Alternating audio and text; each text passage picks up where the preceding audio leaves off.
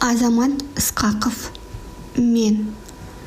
Құрметті оқырман, каналымды тыңдап бастамас бұрын арнама тіркеліп, пікір қалдырып, қай қаладан тыңдап отырғандарыңызды жаза отырыңыздар. Мазмұны: біріншісі, менің психикам. Екіншісі, менің сезімдерім. Үшіншісі, мен кіммін. Төртіншісі, само-коучинг күнделігі.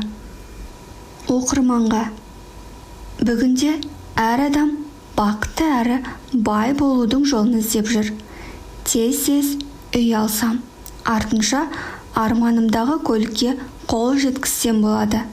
Менен бақытты адам болмас еді деген ой әрбіріміздің санамызда сыбырлап тұратыны жасырын емес. Әйтеуір армандары орындалған кезде бақытты бола салатындай кіршіксіз үмітпен қаншама адам өмір сүріп жатыр. Шынайы бақыттың түп тамырын білмеген соң айналамызда өзін жоғалтқан, шаршаған, үмітсіздікке бой алдырған адам көп. Негізі бақытты сырттан іздеп керек емес, ол әр адамның ішінде жатыр. Осыны түсінген кезде сіз қазір де бақытты бола аласыз. Ішкі негізгі өзегі жоқ адамды сыртқы себептермен бір сәттік қуаныш шын бақытты ете алмайды. Әрине, жақсы өмірге әр адамның таласы бар. Бақытты өмір сүруге талпыну өзіңді түсінуге тырысудан басталады. Қолыңыздағы кітап сол ішкі негізінде қалыптастыруға, осы қалпыңыздағы өзіңізді танып, қазірде бақытты болуыңызға жол ашады. Кітап атауының өзі де бүкіл кітаптың мазмұны, фокусты өзіңізге қоюға көмектесетінін білдіріп тұр, деп ойлаймын. Психикаңыз қалай жұмыс істейтінін түсініп, эмоцияларыңызды танып, әр әрекетіңіз бен шешіміңізге әсер ететін бағдарламаларыңызды табуға болады. Сондықтан да кітапқа теориялық біліммен бірге практика үшін арнайы тапсырмалары бар бөлім қосылды. Тақырыптарды бекіту үшін тапсырмаларды орындауға баса назар аударуыңызды сұраймын. Өзіңізді тану жолына қош келдіңіз. Сапарыңызға сәттілік тілеймін. Зейініңіз ашылсын. Құрметпен, Азамат Ысқақов. Менің психикам. Оқиға мен тұжырым теориясы. Біздің психикамыз қалай қалыптасты? Бала дүниеге келген кезде-ақ қағаз секілді тап-таза болады. Адамның басқа тіршілік иелерінен негізгі айырмашылықтарының бірі де осы. Себебі жануар не аңдардың қай түрін алып қарасақ та, олар дүниеге келген кезде базалық ақпараттары жазулы күйде болады.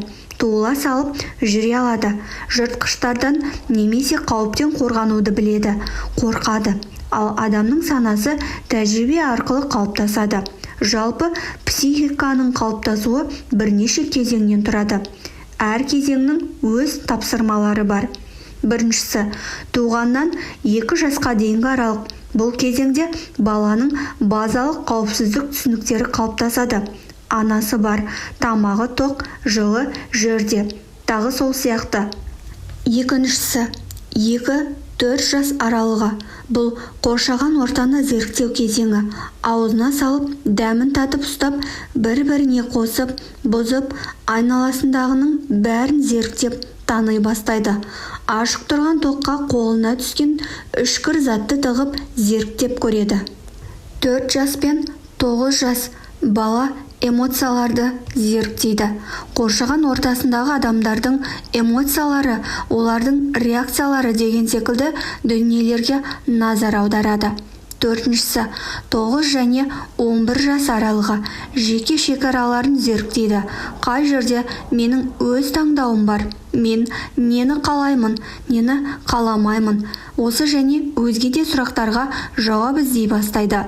5-шісі 11-16 жастағы жас өспірім кезең. Бұл кезеңде бала жеке шығу туралы ойлана бастайды. Біздің санамыздың өте маңызды деген 2 түрлі жад бар.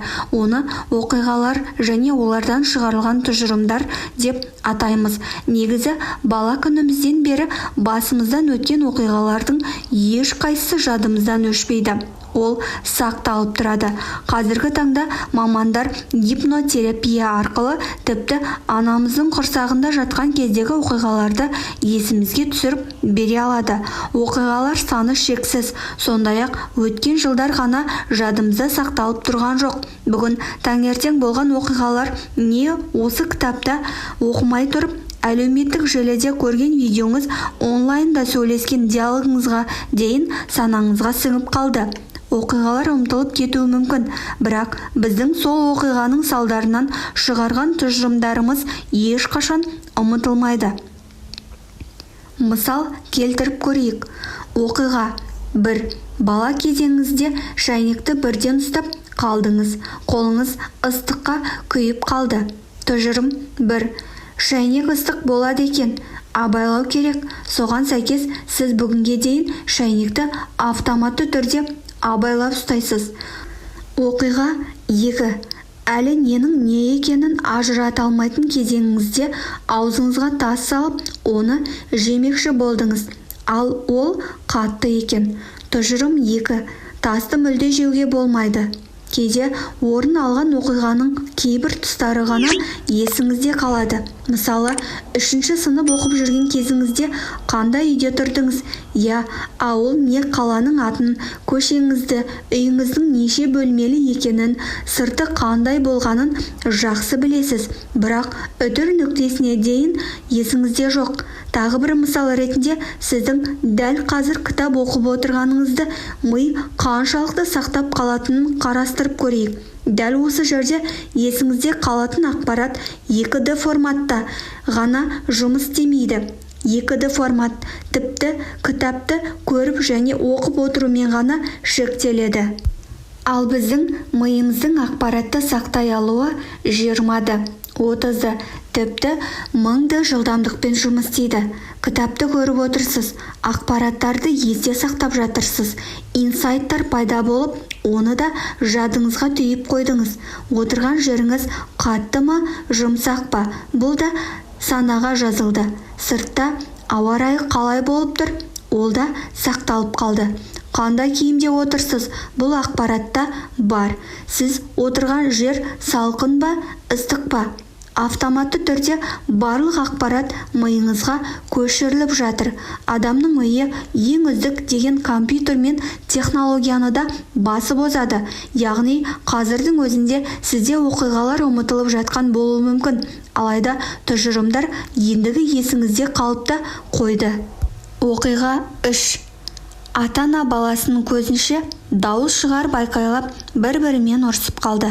Мұны көрген бала жүгіріп қастарына келді де, ата-анасына ұрыспаңдар деді. Анасы баласының бұл әрекетіне бірден үлкендердің әңгімесі мен ісіне араласпа, басқа бөлмеге бар деп тыйып тастады. Тұжырым 3. Үлкендердің әңгімесіне араласуға болмайды. Бұл бала кейін өмір бойы осы позицияда болады. Жасы 40-та болуы мүмкін, бірақ бәрібір өзінен үлкендерді тауып ала береді.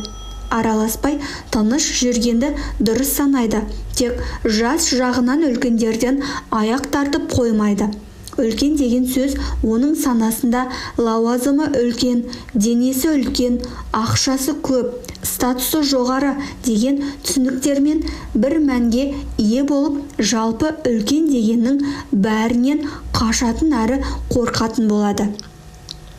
Сіздің өміріңізде де осындай оқиға өте көп, дегенмен оларды ұмытып кеткенсіз. Ал жасаған тұжырымдарыңыз әлі күнге дейін сізбен бірге. Олар өміріңізге кері әсерін тигізіп жатқаны анық. Себебі біз мазақ боламын деген тұжырымды ересек өмірде таяқ жеп қаламын, ұрынып қаламын, ақшамнан айырыламын, ауырып қаламын деген түсініктерге алмастырып аламыз. Бұл бір ғана мысал. Осындай әр тұжырым бізге кедергі келтіретін басқа да мың нұсқаға айналуы ғажап емес. Тұжырымдардың адам миына сіңіп кеткені сонша кейбір ырым-тыйымдардың себебін білмесек те соған сенеміз. Бала кезіңізде естік керме деген ескертуді бір рет болсын естіген шығарсыз. Не үшін екенін ешкім білмейді. Негізі бұрынғы замандарда соғыс көп болған ғой, ауылдың ер азаматтары мен жігіттері түгел жауға аттанған. Егер олар соғыстан жеңіліс тапса, жеңіске жеткен жау қолы ауылдың өзіне шапқан. Ал ауылда ылғи кемпір мен шал, әйел мен балалар қалған. Жау әскері үйден тонауға беттеген кезде үйдегі ең үлкен ересек адам алдынан шығып есікті керіп тұрады екен. Міне, есікті керме деген тыйым осыдан шыққан, бірақ біз оны ұмытып кеткенбіз. Табалдырықта тұрма, жаман болады деген талай естідік. Неге жаман болады деген сұрақтың жауабын білмейміз де. Яғни бұл ырымның түпкі теориясы мен мағынасы мүлде басқа.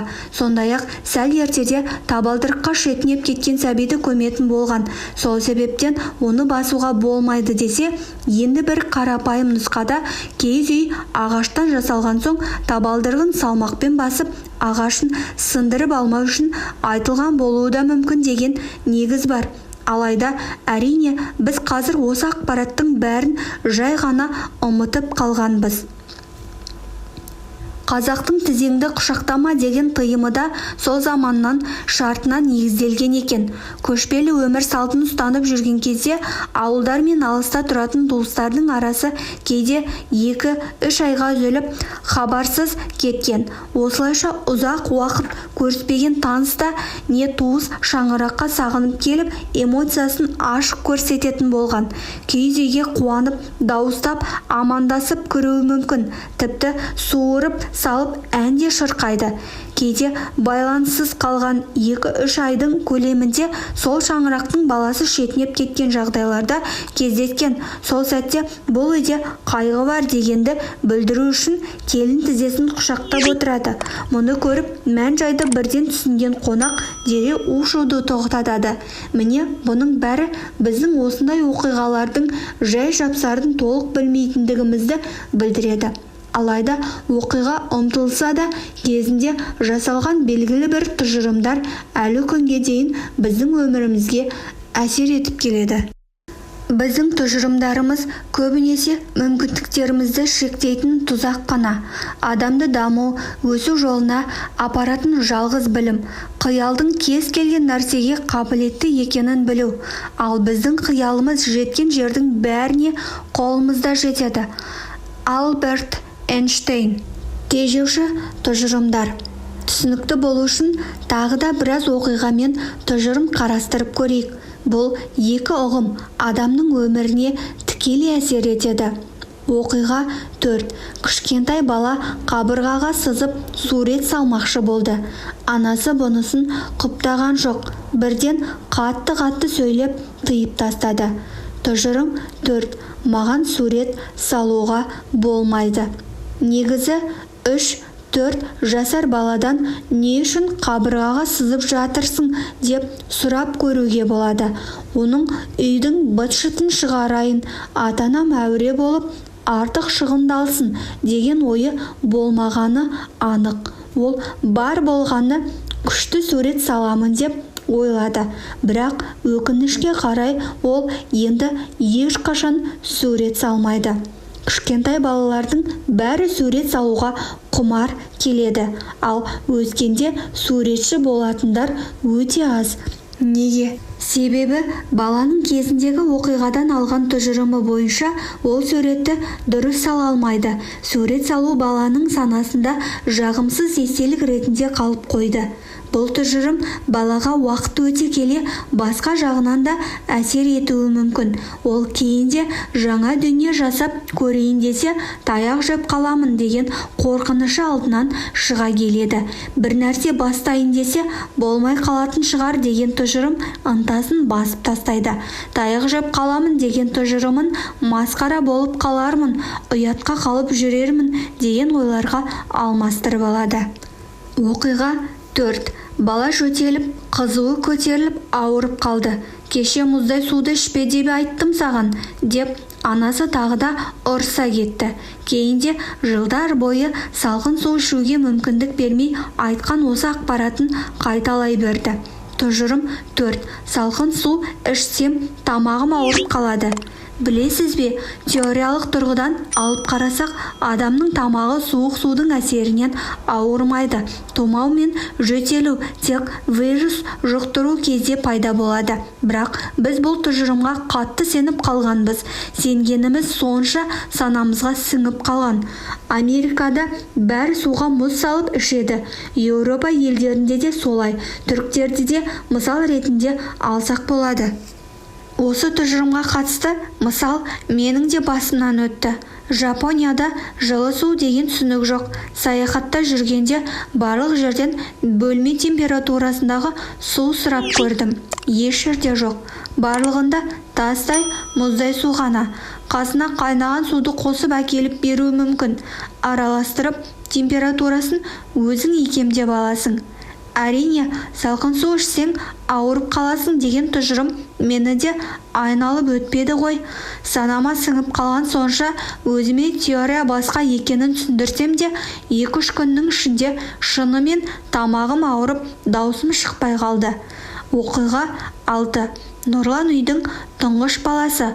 Оған анасы, сен үйдің үлкенісің, сен қандай болсаң, кейінгілер де сондай болады, деді. Тұжырым 6. Мен бірінші баламын, маған қателесуге болмайды. Көп шаңырақта үйдің үлкендерінде толыққанды балалық шақ болмайды. Әлі жасың 5-те болу мүмкін.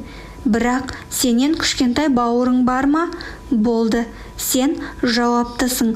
Нұрлан үлкен емессің бе? Ініңе қарамайсың ба? Деген сөзі талай естисің. 18 жасқа толмайынша барлық адам әлі бала болып саналады.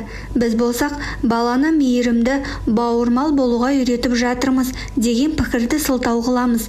Кіші бауырларының жауапкершілігін автоматты түрде үйдің тұңғышына артып жібереміз.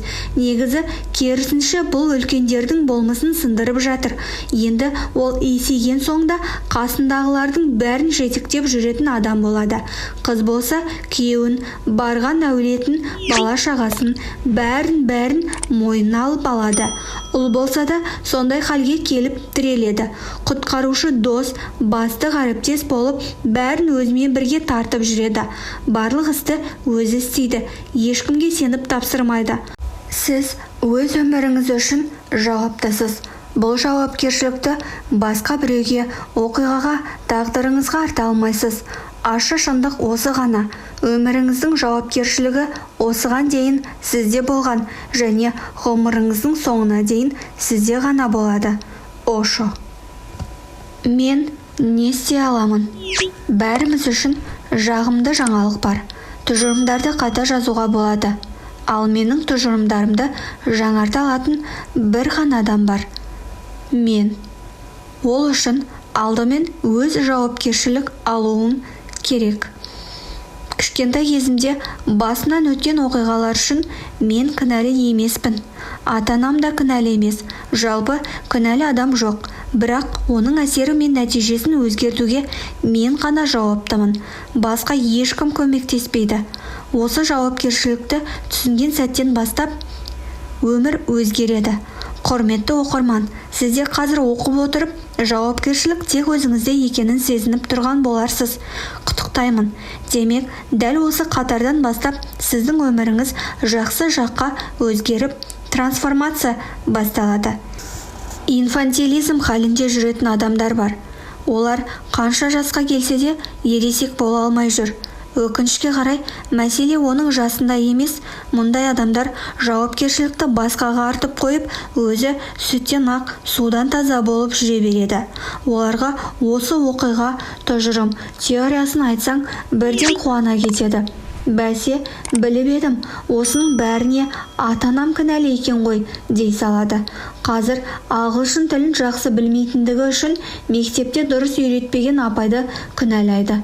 Ой, ағылшынша кино, видео ғана қосып бере салатын, сабақ дұрыс өтпейтін деп ақтала салуы мүмкін. Қарым-қатынастағы мәселелерін алға тартып, күйеуім жаман, әйелім онша емес дейтін адамдар да бар. Басқа біреуді кінәлі қылу өте оңай, бірақ сіз не істеп жатырсыз? Бүгін бақытты адам болмағаныңыз үшін ата-анаңыз кінәлі екен, ал сіз өзіңіз бақытты болу үшін не істедіңіз? Ағылшын тілін мектепте дұрыс үйретпепті. Қазір жасыңыз 30-ға келді. Мектепте 17 жасыңызға дейін ғана оқыдыңыз. Ал қалған 13 жылда ағылшын тілін меңгеріп алу үшін өзіңіз қандай әрекеттер жасадыңыз? Қазір не істеп жүрсіз? Әйеліңіз өзін тастап жіберіпті, өзіне қарамайды екен. Ал сіз қайдасыз деп сұрағым келеді. Сіз әйеліңізбен бірге шопингке шығып әдемі киімдер алып бердіңіз бе? Бірге қол ұстасып оңаша қыдырып қайттыңыз ба? Күйеуіңіз сізге ештеңе әпермейді. Ол ақша таппайтын жаман адам екен делік. Көңіл бөлу дегенді мүлде білмейді. Сіз ше, ол кісіден сұрай алдыңыз ба? Сезімдеріңіз бен қалауларыңызды жеткізу үшін не істеп жатырсыз? Барлық оқиғада мен ғана бармын. Менің өмірімде болып жатқан дүниелер тек мен ғана жауаптымын. Бұл ересек адамның дұрыс позициясы. Бүгіннен бастап кішкентай кезіңізден санаңызға сіңіп қалған қандай да бір тұжырым сізге зиянын тигізіп жатса, бір ғана сұрақ арқылы шешуге болады. Мен қалай өзгерте аламын? Жауапкершілік өзімізде екенін түсінген болсақ, енді әрекетке көшуіміз керек. Иә, мұғалім дұрыс істемеді. Мен қалай өзгерте аламын? Окей, заман сондай болды. Енді оның маған тигізген кері әсерін мен қалай жақсы жаққа өзгерте аламын? Иә, әкем ішті. Ол менің жадымда кәдімгідей травма, қорқыныш болып қалды. Осы реакциям мен өзіме зиян келтіріп жатқан тұжырымдарды қалай өзгертемін? Иә, жақсы үйленіп едім. Әйелім онша емес болып шықты. Мен не істей аламын? Өмірімізге зиян тигізіп жатқан тұжырымдардың бәрін өзіңізге дұрыс сұрақ қою арқылы өзгертуге болады. Мен не істей аламын деген сұрақ сізге дұрыс әрекет жасауға жол ашып береді. Нейропластика арқылы миымыздағы барлық оқиғаны қайта жаза аламыз. Мысалы, сіздің ең сенімді серігіңіз бір елі тастамайтын және ең жиі тоғысатын бірден бір ақпарат есіміңіз. Сіздің есіміңізді Арман деп алайық. Бірақ бүгіннен бастап сіздің алдыңызда кездескен адамның бәрі сізді Марат деп шақыра бастайды. Алғашқы 5-10 адамға менің есімім Арман деп ескертерсіз. Кейінгі 100 000 адамның бәріне айтуға шамаңызда келмей қалады. Осылайша Арманнан қалай Маратқа айналып бара жатқаныңызды түсінбей де қаласыз. Мидағы бағдарламаларды қайта жазуға болады. Ең алдымен оның мәнісін түсіну керек. Дұрыс қойылған диагноз жарты жеңіс. Егер диагноз дұрыс қойылса, науқас 50%-ға емделді деп есептей беруге болады. Сол секілді ненің не екенін дұрыс анықтай білу қажет. Бүгінде әлеуметтік желілерде өз аудиторияңды қалыптастырып, инфлюенсер болу адамға көптеген мүмкіндіктің есігін ашады. Жеке бренд қалыптастырсаңыз, кәсібіңізге де көмегі тиеді. Жақсы орталар шақыруы мүмкін, танымал боласыз. Дұрыс пайдалана алсаңыз, жақсы табыста табылады. Артықшылығы мен пайдасы ұшан теңіз. Дегенмен сіздің басыңыздағы дұрыс емес тұжырым әлеуметтік желідегі парақшаларыңызды жүргізуге кедергі болып тұр. Керек екенін, маңызды екенін, тіпті қалай дұрыс жүргізу керек екенін де жақсы білесіз. Инстаграмға шықсам менің үстімнен күледі деген қорқыныш жібермей тұрады. Солай жылдар бойы бастай алмай келе жатырсыз. Сізге кедергі келтіріп тұрған тұжырымды тауып, оны ауыстырмасаңыз, өмір бойы осылай жүре бересіз. Инстаграмда блог жүргізіп бастасам, достарым мазақтайды деген ой бар делік. Оны өзіңіз ауыстырып, ой, сен де бастадың ба? типа блогер деген адамдардың сөздерін жарайсың, шаба бер, тек алға деп өзіңіз үшін алмастырып алыңыз. Осы кітапты алып оқып отырған болсаңыз, демек сіздің өмірді жақсы жаққа өзгертем деген ниетіңіз бар екендігі анық. Білесіз бе, өмірін өзгерткісі келетін адам міндетті түрде лидер болуы керек. Ситуацияның тежеуші тұжырымдардың, қорқыныштардың жетегінде кетпей, жауапкершілікті өзіне алатын лидер болыңыз. Қоғамда, айналаңызда, отбасыңызда, өзіңізде не ұнамайды, соны анықтаңыз. Сосын өзіңізге мен не істей аламын деген сұрақты қойыңыз. Лидер өзгеріс пен қозғалысты бастайтын адам. Сеңдей болып санаңызда қатып қалған мұздарды өзіңіз-ақ ерте аласыз. Психикамның 3 қажеттілігі. Биопсихосоциалды теория деген түсінік бар. Терминді қарапайым әрі түсінікті тілде жеткізу үшін мысал келтірейін. Көз алдыңызға домбыраны елестетіңіз. Оны тартатын адам болмаса, домбыра үйдің бір бұрышында ілініп қана тұратын зат болар еді. Ал домбырашы қолына алып, ән шырқап, күй тарта алады. Осы кезде оны тыңдайтын, бағалайтын, айқай деп шабыт беріп отыратын көрермендер керек. Тура мысалдағыдай био адамның денесі, оны психологиямыз басқарады. Ал пікір айтып, қолдап, қолпаштайтын көрермендер қоғам, социум. Бұл теорияны басқара алуды үйрену керек. Үшеуі де біздің өміріңізге тікелей әсер етеді. Адамның психикасына 3 нәрсе керек. Алғашқысы қауіпсіздік. Оған база деп есептелетін үй, машина және тағы басқа дүниелерді жатқыза аламыз. Себебі олар болашағымызға қандай да бір деңгейді сенімділік береді. Қазіргі біздің психикамызда көшеге шықсақ біреулер ұрып кетеді-ау деген қорқыныш жоқ. 90-шы жылдардың басында дәл сондай қорқыныш болды. Ал қазір бізде болашаққа деген үміт пен қауіпсіздік алаңдатады. Психикамыздағы болашақтың бейнесі белгілі бір деңгейге қауіпсіз болу үшін жоспар керек. Қазір көпшіліктен жоспары жайлы сұрайтын болсақ, ешкімде нақты жауап жоқ. Әрине, ертеңгі күні не боларын нақты білмейміз, бірақ адамда әрқашан позитивті жоспар болу керек. Білесіз бе, өзгеріс болашақтан қазіргі уақытқа қарай келеді. Яғни, бүгінгі күнім болашаққа қарай жүрмейді. Маған болашақтағы азамат ұнауы керек. Менің позитивті жоспарымдағы азамат маған бүгін мотивация болады. Болашақтағы азамат красавчик. Сол үшін де мен бүгін рухани дамуыма көңіл бөлемін және жаттығуға барамын. Қаржылық жағдайымды реттеймін. Екіншісі, байланыс қоғам. Бізді әуел бастан қоғамда өмір сүретіндей етіп жаратқан.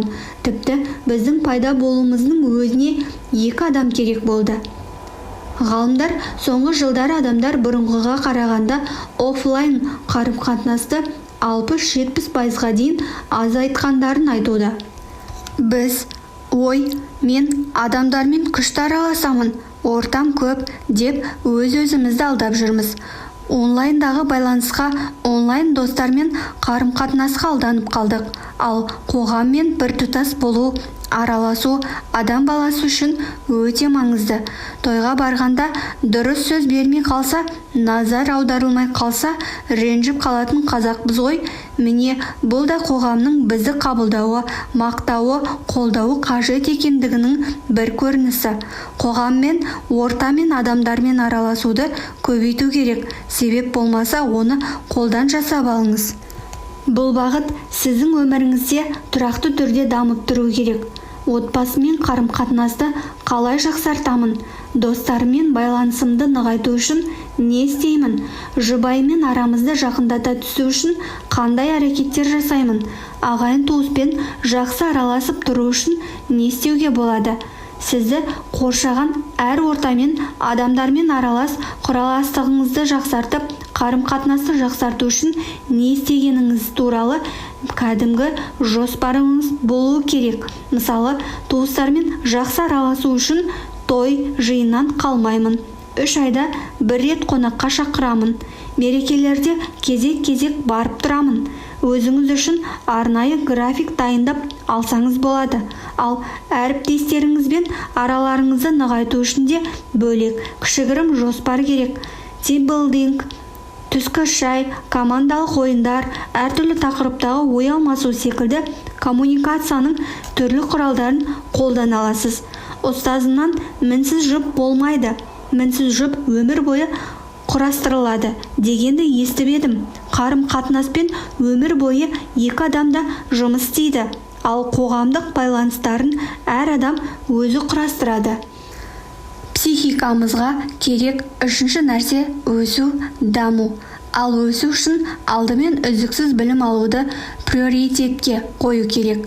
Білім жағынан дамып жатқан адам өзін қалыпты бақытты сезінеді. Екіншіден, рухани жағынан үздіксіз дамып өсіп отыруыңыз қажет. Өсу мен даму үшін қаржылық тұрғысынан да жоспарыңыз болсын.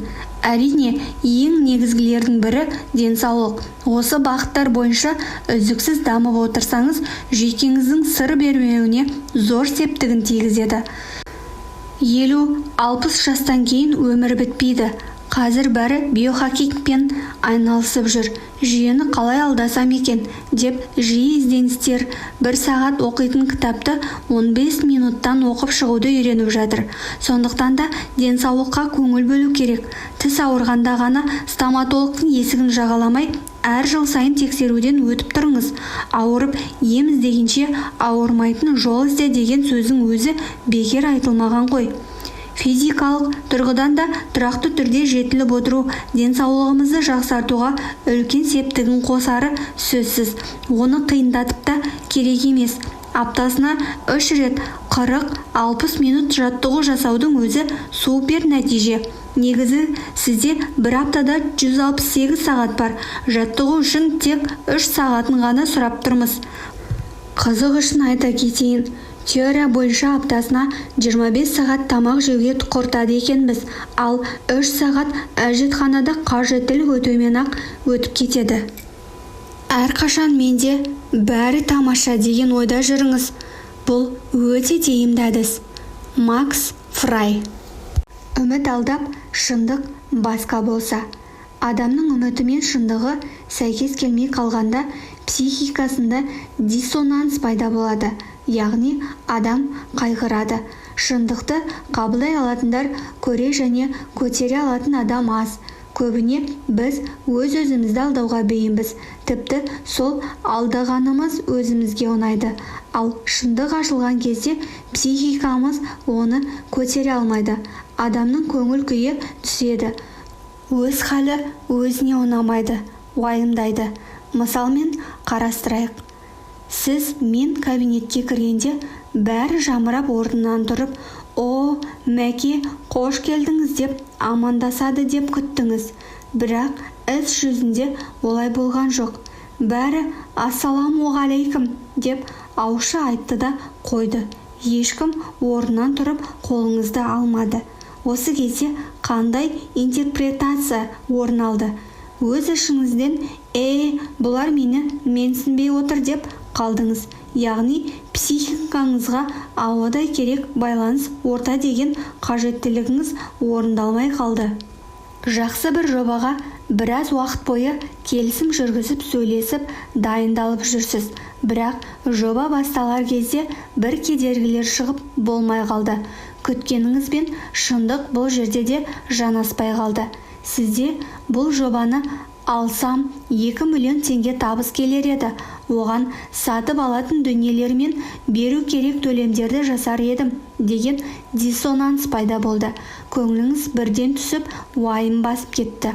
Осы диссонанстан шығу үшін консонанс жасау керек. Әрекет ету үшін алдымен бұл жердегі қажеттілікті анықтап аласыз. Мені жақсы көрмей қалды деген диссонансты қарастырып көрейік. Сіз жарыстан алған марапатыңызды туыстарыңыздың шатына суретке түсіріп жібердіңіз. Сіздің ойыңызша барлығы сізді құттықтап, сіз үшін қуану керек еді, бірақ ешкім кері байланыс бермеді. Интерпретацияңыз қандай болады? Мыналар мені жақсы көрмейді екен. Менің жібергенімді ашып қарамады да ғой, менсінбей отырған шығар деген түрлі ойлар кетті. Диссонанс туындаған кезде оны шешу үшін автоматты түрде ұру, қашу, қатып қалу деген 3 нұсқаға келесіз. Бұл нұсқалардың ешқайсысы да адекватты шешімге бағыттамайды. Ұру деген нұсқа бойынша адам бірден чаттағы туыстарына шабуыл жасайды. Сендер мені менсінбейсіңдер ме? Құттықтай салсаңдар нелерің кетеді деген SMS-тер жазады. Ал басқа адам болса бірден ат-тонын ала қашып, сол мезетте топтан шығып кетеді. 3-ші нұсқаға қарай әрекет ететін адам ештеңе істемейді, бәрін сол күйде қалдырады. Адам барлық жағдайда осы нұсқалардың біреуін ғана таңдайды. Мысалы, кейде консультацияма қарызға батып, финанс жағынан минуста жүрген клиенттер келеді. Енді қазір не істеп жатырсыз деймін. Әрекетсіз ештеңе істемей жатқан болып шығады. Бәрін бір Аллаға тапсыру әрине жақсы ой, бірақ бір мәнісі болар деп әрекетсіз жата берген қаншалықты дұрыс. Бұл адамның кез келген диссонанс кезінде таңдайтын нұсқасы осы болады. Жай ғана қатып қалу, ал құр босқа күтудің арты ешқашан жақсылыққа апармайды. Үнемі қашуды таңдайтын адамдар бар. Олар аз-маз қиындық кездессе бірден мақсатынан бас тарта салады. Күткені бойынша қолға алған жобасы сәтті жүріп табысқа кенелуі керек еді. Бірақ алғашқы сынақтардан-ақ шындықты көтере алмай қалады. Интерпретациясы қандай? Мына проект айтпайды. Қораға кіріп кетеміз. Нәтижесінде серіктестіктен шығып, жобаны тастап кете салады. Өмірдің басқа салаларына да дәл осы әрекетін жасайды. Үйленіп, қарым-қатынасына да қандай да бір мәселелер шықса, оны шешуге реттеуге тырыспайды. Ажыратып кете салуды ең ұтымды жол деп санайды. Көңіл күйіңіз түскен кезде бірден бұл сезім қандай қажеттіліктен туындап тұрғанына мән беріңіз. Қауіпсіздік қажеттілігі ме, әлде байланыс қажеттілігі ме? Бәлкім өсу, даму қажеттілігі шығар. Осынан кейін ғана әрекеттеріңіз сол қажеттіліктерді жабуға бағытталуы керек. Дефицит болған қажеттілігіңізді толтыруға жұмыс істеңіз. Былай айтайық, осы қажеттілікті танудың өзі сізге үлкен көмегін береді. Өзіңіздің ішіңізде болып жатқан процестің мәні мен себебін білудің өзі жарты жеңіс. Бақытты адам болудың алғы шарты осы жүйелердің басталады. Адамның бақытты не бақытсыз болуын оның өз ойы ғана шешеді. Бұл таңдауға сыртқы факторлар еш әсер етпейді. Өз ойын басқару арқылы кез келген адам өз бақытында басқармақ. Фридрих Вильгельм Ницше. Мені басқаратын бағдарламалар. Адамның жады өте қарқынды жұмыс істейді. Бізде 3 түрлі жад бар. Олар бізді басқарады, өміріміздің сценарийіне жауап береді. Сондықтан жадымыздың түрлерімен түп тамырын білу өте маңызды. 3 жад 3 түрлі кезең, бірақ маңызы өте зор. Біздің бүгінгі іс-қимылымыз, шешімдеріміз бен бүкіл эмоция әрекеттеріміз аспаннан салбырап түсе салған жоқ. Әр шешіміміздің артында жадымызда сақталған ақпараттардың әсері бар. Біріншісі, генетикалық жад. Миыңыздың маңызды жұмысы осы генді аман сақтап, әрі қарай жалғастыру. Сол үшін сізде қорқыныш сезімі болады. Өзіңізді, балаларыңызды қорғайсыз. Себебі сіздің бала шағаңызда сіздің геніңіз бар. Ал дене генді таситын костюм. Гендік жадта біраз ақпарат жазылған. Мысалы, базалық қауіпсіздік туралы ақпарат. Жыртқыштардың қауіпті екені немесе түсініксіз объектіден қорқу қажет екендігі жайлы ақпаратта гендік жадта жинақталған. Сондықтан да біздің қорғаныш сезімі автоматты түрде жұмыс істейді. Мысалы, мен қасқырдың адамға шапқанын өз көзіммен көрген жоқпын. Тіпті видеодан да көрмегем. Бірақ мен қасқырдың қауіпті аң екенін, ол маған шапса жаман болатынын білемін және қорқамын. гендегі ақпараттар қаншама миллион жылдар бойы жазылып келе жатыр. Әлі қанша жыл жазылатынын да білмейміз. Ақыр заманға дейін жалғаса берері сөзсіз. Мамандардың өзі микроскоппен ғана көретін аталық ұрықты сіз туралы бүкіл ақпарат болады екен. Сіздің барлық жеке мәліметіңіз, түріңіз, шашыңыздың текстурасы, көзіңіздің пошымы және қарашығыңыздың түсі, бойыңыз, сүйектеріңіздің структурасына дейін жазылған. Екіншісі ұлттық жад. Ұлттың басынан өткен оқиғалардың барлығы адамның санасында жазулы. Бәрі адам болса да қазақтар, басқаша арабтар бөлек, түріктер мен орыстар да өзіне тән сипаттамаларымен ерекшеленеді. Себебі әр ұлттың басынан өткен тарих пен оқиғалар әртүрлі. Бізде де біздің тарихымызда қалыптастырған. Мысалы, біздің ата-бабамыз көрген ашаршылықтар Түркияда не Еуропа елдерінде болған жоқ. Сондықтан тамақтану мәдениетіміз де әртүрлі. Үлкен әжелеріміз болса жақсы білесіздер. Олар сыртта жүрген бала шағасымен, немерелерімен сөйлескенде бірінші қарның тоқ па деп сұрайды. Үлкендер үшін сіздің қарныңыздың тоқ болғаны өте маңызды. Себебі біз қазақтар аш қалудың не екенін жақсы білеміз. Ол ұлттық жадымызда жазулы. Басымыздан өткен ашаршылық салдарынан тағы бір көрініс той жасауға бейім болуымыз. Қазақтар неге той жасай береді? Себебі мен үшін туыстарымның, достарымның, көршілерімнің қарны тоқ болғаны маңызды. Егер логикалық тұрғыдан алып қарасақ, кешке қарның тойу үшін адамға бір порция тамақ жеу жеткілікті. Бірақ біз той жасағанда дастарханды аста төк қылып жасаймыз. Оның бәрі тойда желінбейді. Желінбесе де қонақтарымыз сарқыт салып өздерімен алып кетуі керек. Олар тоқ болуы керек. Менің қазіргі іс-әрекеттерімнің барлығына тарихымыздағы шапқыншылықтар, неше түрлі отаршылдық саясат әсер етіп жатыр.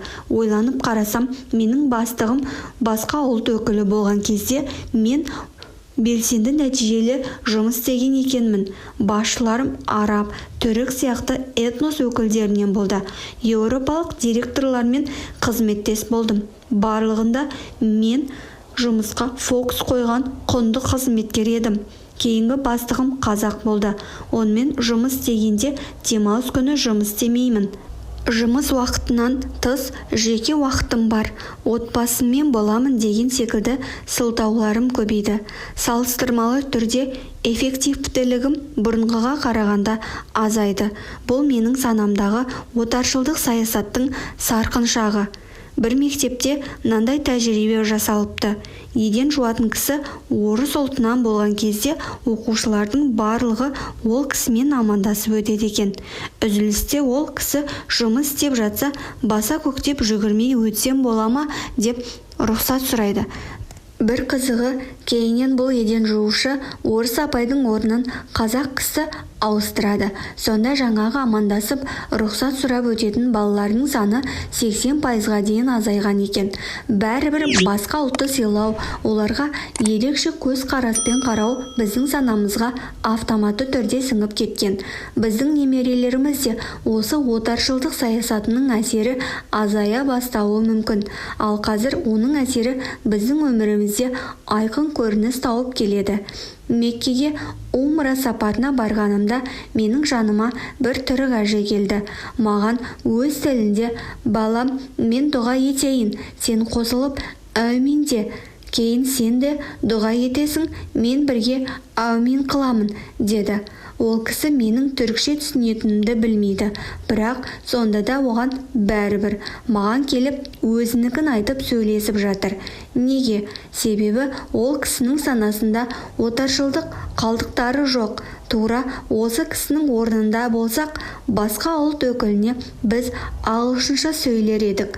Тіпті болмағанда орысша сұраймыз. Біздің бірнеше тіл білетіндігіміздің негізгі себебі де осы жақта жатыр. Үшінші жад адамның жеке жады. Бұл менің басымнан өткен, анамның құрсағына біткеннен қазіргі күнге дейін жазылған ақпараттар сақталған жад. Миымыз барлық оқиғалар мен ақпараттарды жазып жатыр. Ол өшпейді және осы ақпараттар нәтижесінде базамыз қалыптасты. Мысалы, калькуляторға сандарды қосып, азайтып, көбейтіп, бөліп есептейтін бірнеше функциялар бар, бағдарламалар жазылған. Тура сол секілді біздің миымызға да өз бағдарламаларымыз жазылған. Қате ақпараттарды табу сіздің жауапкершілігіңізде. Кез келген істемей жүрген ісіңізге байланысты қандай қорқынышыңыз бар, сол қорқыныштарыңызға күмәнмен қарап көріңізші. Бірде үйге досым келді. Әңгіме арасында спортпен айналысу керек еді, бастай алмай жүрмін деп қалды. Диалог әрі қарай былай өрбіді. Онда бізге маге келсейші, қой, барсам тағы таяқ жеп жарақаттанып қалып жүрермін. Осы жерде оның жадында күреске жекпе-жекте қатыссаң таяқ жейсің, бет-аузың быт-шыт болып жүресің деген ақпарат бар екенін көруге болады. Енді ол сол қорқынышына күмән келтіру керек. Мен бірден 1,5 жыл ішінде мұрным сынып, қолым шыққан жоқ. Күрессек те техникамен жұмыс істейміз. Алаңға ешкім бір-бірімізді жараламаймыз, өлтіреміз деген ниетпен шықпайды деп оның ойына күмән салдым. Яғни бізге бір істі бастауға кедергі келтіріп тұратын қорқыныштарымыз өте көп. Кеңес дәуірінде қолмен, күшпен жасалған еңбек бағаланатын. Қара күшпен еңбек ету жаппай дәріптелді. Соның салдары әлі күнге дейін бар. Әкем жұмыстан шаршап келді, еңбектеніп ақша тауып жүр, демалсын дегенді сізде анаңыздан талай естіген боларсыз. Шаршап қалды деген тіркес күшті ақша тауып жатыр деген түсінік береді. Яғни адам қиналса ғана көп ақша табады деген бағдарлама бар. 30 жыл бойы бухгалтерия саласында қызмет еткен кісіге сіз форумда 1 сағат сөз сөйлеп спикер болыңыз, гонорарыңыз 1 миллион теңге болады деген ұсыныс айтылса, миы бірден қабылдай алмай қалуы мүмкін. Ұятай, 1 сағат қана сөйлеп 1 миллион аламын ба деген ой тууы мүмкін. Оңай табылған ақшаның берекесі болмайды деген санадағы бағдарламамыз шыға келеді. Негізі ол кісінің оңай деп отырғанының өзі оңай емес. 1 сағаттық спикерліктің артында 30 жылдық тәжірибесі жатыр. Еңбекті менталды және физикалық еңбек деп екі түрде қарастыруға болады. Негізі қазір менталды еңбек жоғары бағаланады, бірақ өкінішке қарай көптеген мықты маман өзін лайықсыз санап, өз жалдарын өздері жауып жүр. Яғни тағы да жадымыздағы кейбір бағдарламалар бізге әлі де кедергі. Жоғарыда айтылған 3 түрлі жад біздің бүгінгі әрекеттеріміз бен шешімдерімізге тікелей әсер етіп тұр. Сондықтан қай жадтан келсе де ол ақпаратқа күмәнмен қараңыз. Шынымен қолымнан келмей ме? Мүмкін өтірік шығар. Барып айтсам, жұмыстан шығарып жіберетіні анық па? Бәлкім ұсынысымды қабылдайтын шығар. Оған айтсам, шынымен ренжіп қала ма? Мүмкін дұрыс қабылдап, жақсы нәтиже шығаратын шығар. Енді сізді тежеп тұрған ойларға күмәнмен қарауды үйреніңіз. Ал дәл қазір соңғы бөлімдегі осы тақырыпқа байланысты 3-ші тапсырманы міндетті түрде орындаңыз. Сол тапсырманы орындағап болған соң бірден 4-ші тапсырманы көшіңіз.